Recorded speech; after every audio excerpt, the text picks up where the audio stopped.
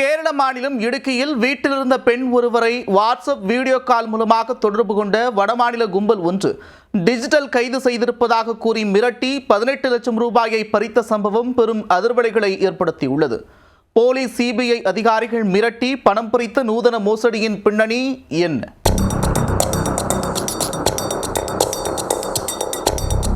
கேரள மாநிலம் இடுக்கி மாவட்டத்தைச் சேர்ந்த நெடுங்கண்டம் பகுதியைச் சேர்ந்தவர் அந்த பெண். இவருக்கு சில நாட்களுக்கு முன் வாட்ஸ்அப் மூலம் வீடியோ கால் ஒன்று வந்துள்ளது. அதில் பேசிய நபர் தன்னை சிபிஐ அதிகாரி என அறிமுகப்படுத்திக் கொண்டு விசாரிக்க ஆரம்பித்தார். உங்கள் பெயரில் வெளிநாட்டில் இருந்து பார்சல் ஒன்று வந்துள்ளது என்றும் அதில் தடை செய்யப்பட்ட போதைப் பொருட்கள் இருந்ததாகவும் கூறி அந்த நபர் அதிர்ச்சியை ஏற்படுத்தி உள்ளார். இதை கேட்டு மிரண்டு போன அந்த பெண் தனக்கு அப்படி யாரையும் வெளிநாட்டில் தெரியாது என கூறியும் விடாத அந்த நபர்கள் தொடர்ந்து அந்த பெண்ணை டிஜிட்டல் கைது செய்திருக்கிறோம் என கூறி மிரட்டி இருக்கின்றனர். வீடியோ காலை கட் செய்தால் உடனே அதிகாரிகள் வீட்டிற்குள் புகுந்து கைது செய்வார்கள் என்றும் ஒழுங்காக விசாரணைக்கு ஒத்துழையுங்கள் என தொடர்ந்து மிரட்டியிருக்கின்றனர்.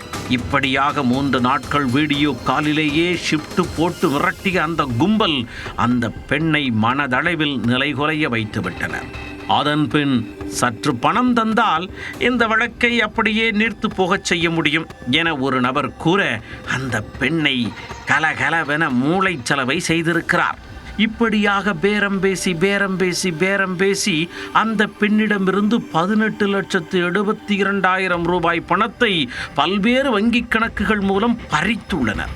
இதற்காக அந்த பெண் வங்கி லாக்கரில் இருந்த 55 சவரன் நகைகளை விற்று அந்த பணத்தை அவர்கள் சொன்ன வங்கி கணக்குகளில் அனுப்பியிருக்கிறார். பணத்தை பெற்றதும் அந்த கும்பல் இணைப்பை டபக்கென துண்டித்துவிட்டு தடமே தெரியாமல் பொசுக்கென மறைந்து விட்டது. அதன் பின்னர் தான் அந்த பெண் நிதானத்திற்கே வந்திருக்கிறார்.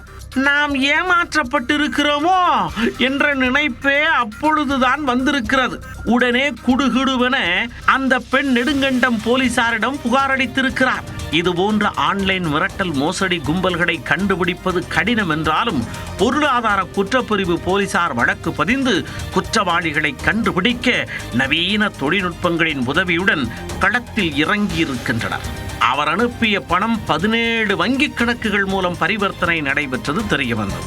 அவற்றை பின்பற்றி ஆய்வு நடத்தியதில் ஹாரிஸ் என்ற நபரை போலீசார் பிடித்துள்ளனர். பணம் பறித்த முக்கிய குற்றவாளியின் டவர் லொகேஷன் வட மாநிலத்தில் இருப்பதால் அவரை பிடிக்க போலீசார் தீவிர நடவடிக்கையில் இறங்கியுள்ளனர்.